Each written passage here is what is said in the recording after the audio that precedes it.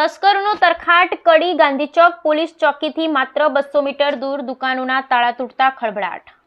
કડીમાં વારંવાર ચોરીની બનાવમાં વધારો થતો હોય તેવું જોવા મળી રહ્યું છે, ત્યારે ફરી એકવાર તસ્કરોનો તરખાટ જોવા મળી રહ્યો છે। એકી સાથે 6 દુકાનોના કડી શહેરમાં તાળા તૂટતા લોકોમાં ભય પેસી ગયો છે।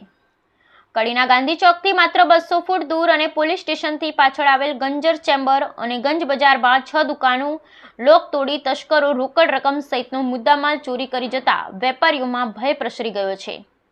કડી શહેરના મુખ્ય બજારમાં જ દુકાનોના એકાએક ગત રાત્રે વેપારીઓની દુકાનોના લોક તોડી તસ્કરો રોકડ રકમ સહિતનો મુદ્દામાલ ચોરી કરી ગયા હતા, જ્યારે પોલીસના પેટ્રોલિંગ પર અનેક સવાલ સામે આવી રહ્યા છે।